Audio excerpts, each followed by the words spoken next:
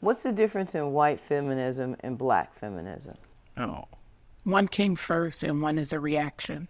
So most people would think that white feminism came first and that black feminism is a reaction.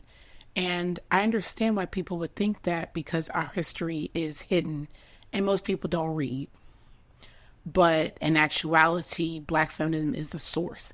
And like I also want to acknowledge like what's challenging about that is there are people who I'm very clear are part of the black feminist lineage who existed outside of that language.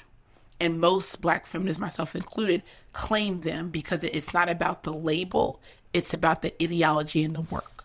So I put that caveat that like as far as like who was identifying as black feminism, that is something that I would say like is 20th century, but in the lineage it goes back like in the 1700s of like of who are the black women who held space for the radical idea that I'm experiencing racism in these gender specific ways.